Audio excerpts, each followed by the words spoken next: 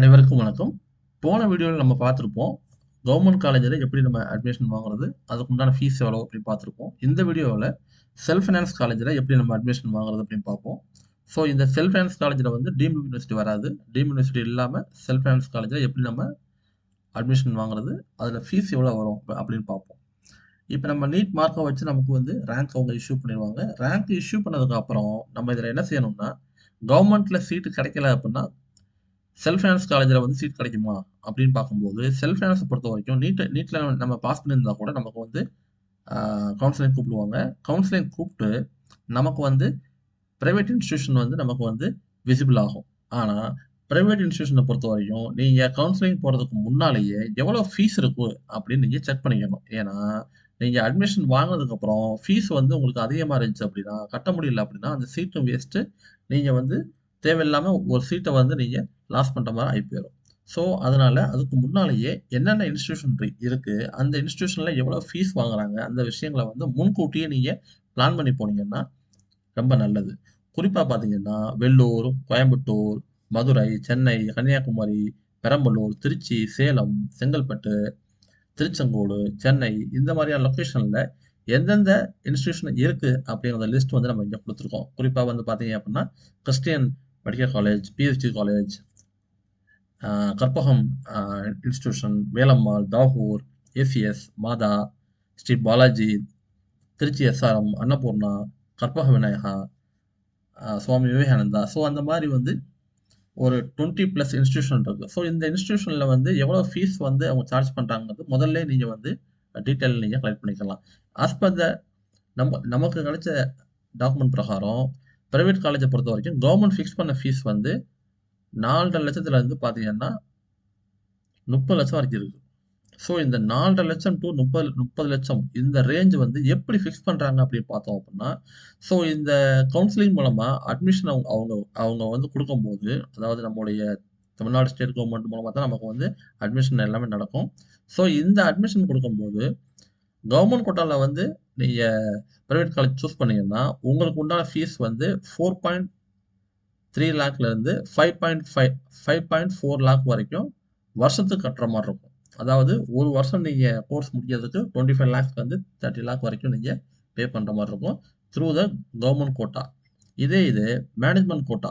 அதாவது கவுன்சிலிங் மூலம் போகாம, நேரடியா அந்த பிரைவேட் காலேஜ்ல போய் நீங்க அட்மிஷன் போட்டீங்கன்னா, வருஷத்துக்கு வந்து 12 லேக்ஸ்ல இருந்து 16 லேக்ஸ் வரைக்கும் அவங்க ஃபிக்ஸ் பண்ணுவாங்க.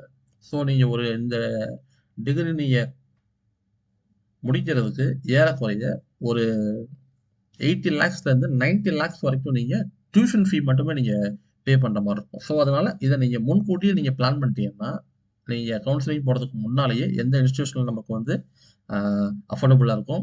எந்த இன்ஸ்டிடியூஷன் நம்ம சூஸ் பண்ணி எந்த இன்ஸ்டிடியூஷன்ல நம்ம அட்மிஷன் கிடைச்சு அப்படின்னா, நம்ம வந்து ஃபீஸ் கட்ட முடியும் அப்படிங்கிறத நம்ம நம்ம வந்து முதல்லயே பிளான் பண்ணிக்கணும். ஸோ இது என்ஐஆர்ஐ அதாவது வெளிநாட்ல படிச்சு இங்க வந்து சீட் கேட்பாங்க. ஸோ அந்த மாரியான பசங்களுக்கு வந்து பார்த்தீங்க அப்டின்னா, வருஷத்துக்கு ஃபீஸ் வந்து 23 லேக்ஸ்.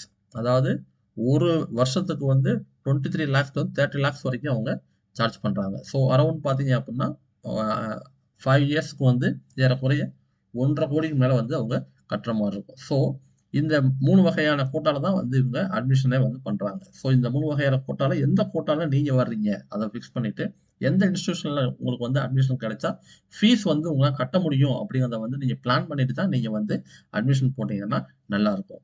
நீங்க இப்ப எந்த காலேஜ நீங்க சூஸ் பண்ணியிருக்கீங்க, அந்த காலேஜோடைய ஃபீஸ் அப்ராக்ஸிமேட்டா எவ்வளோ வரும் அப்படின்னு நீங்க வந்து அ உங்களுக்கு கேட்கணும் அப்படின்னா, நீங்க கமாண்ட்ல வந்து நீங்க குடுங்க. கமாண்ட்ல வந்து இந்த இன்ஸ்டிடியூஷன்ல எவ்வளோ ஃபீஸ் இருக்கும் அப்படின்னு நீங்க கேட்டீங்கன்னா, நாங்க உங்களுக்கு பிரைவேட்டாவே உங்களுடைய கமாண்டுக்கு கீழ வந்து உங்களுக்கு இன்ஃபார்ம் பண்ணுவோம். ஃபீஸ் வந்து அப்ராக்ஸிமேட்டா இவ்வளோ வரும் அப்படின்னு சொல்லுவோம். இத தாண்டி உங்களுக்கு வந்து அதர் ஸ்டேட்ல வந்து நீங்க வந்து படிக்கணும் அப்புட்ன்னா, அது சம்மந்தப்பட்ட வீடியோ வந்து நாளைக்கு நம்ம போஸ்ட் பண்றோம். ஸோ அத நீங்க வந்து பார்க்கலாம். அதே மாரி வெளிநாட்ல போய் நீங்க படிக்கணும் அப்புட்ன்னா, நாள கழிச்சு வந்து அந்த வீடியோ உங்களுக்கு நாங்க போஸ்ட் பண்றோம். நன்றி. இதுல உங்களுக்கு ஏதாவது சந்தேகங்கள் இருக்கு அப்படின்னா, நீங்க கமெண்ட்ல வந்து நீங்க எழுதுங்க. எங்களுடைய டீம் வந்து கட்டாயம் இதுக்கு வந்து ரிப்ளை குடுக்கும். ஸோ கூடிய சீக்கிரமே வந்து பார்த்தீங்கன்னா, கவுன்சிலிங் உடைய அ சாரி அப்ளிகேஷன் அப்ளிகேஷன் போடுறதுக்கு உண்டான எல்லா ப்ராசஸ் போயிட்டுருக்கு. ஸோ கூடிய சீக்கிரமே உங்களுக்கு அப்ளிகேஷன் போர்ட்டல் ஓப்பன் ஆயிரும். அப்ளிகேஷன் நீங்க அப்ளை பண்ணிட்டு, உங்களுக்கு ரேங்க் விட்டுருவாங்க. வித்தின் ஒரு 1 மந்த்லயே எல்லா ஒர்க்கும் முடிஞ்சிரும். ஸோ, அதுக்கு முன்னாலேயே நீங்க இந்த எல்லா விஷயங்களும் நீங்க பார்த்து வச்சுட்டீங்கன்னா, உங்களுக்கு ரொம்ப ஈஸியா இருக்கும். அதாவது நீங்க ஒரு இன்ஸ்டிடியூஷன் நீங்க சூஸ் பண்ணி, நம்ம பசங்கள வந்து அங்க அட்மிஷன் போடுறதுக்கு ரொம்ப ஈஸியா இருக்கும். ஸோ, அதனால பேரன்ட்ஸ் சைட்ல வந்து இந்த விஷயங்கள வந்து கொஞ்சம் நீங்க ஃபோக்கஸ் பண்ணீங்க அப்டின்னா, உங்களுக்கு வந்து அட்மிஷன் ஈஸியா கிடைக்கும். அதே சமயத்துல வந்து நீங்க ஃபீஸும் வந்து எது கம்மியா இருக்கு, எது அதிகமா இருக்கு அப்படிங்கிறத வந்து நீங்க ஒரு கம்பேரிசன் பண்ணிட்டு, அதுக்கப்புறம் நீங்க காலேஜ நீங்க சூஸ் பண்ணலாம். ஏன்னா, இத தாண்டி வந்து உங்களுடைய லொகேஷன் இருக்கும். ஹாஸ்டல் ஃபெசிலிட்டி இருக்கு. மத்த புக்ஸு வேற அ யூனிஃபார்ம்ஸ் அதாவது ட்ரெஸ்ஸஸ் அந்த அந்த மாரி விஷயங்கள்லாம் வந்து நீங்க தனியா தான் நீங்க பே பண்ற மாரி இருக்கும். ஸோ, இத நீங்க கொஞ்சம் ஃபோக்கஸ் பண்ணிட்டு, உங்களுக்கு ஏதாவது டவுட் இருந்தா நீங்க எங்களுக்கு கமெண்ட்ல கேளுங்க. நன்றி.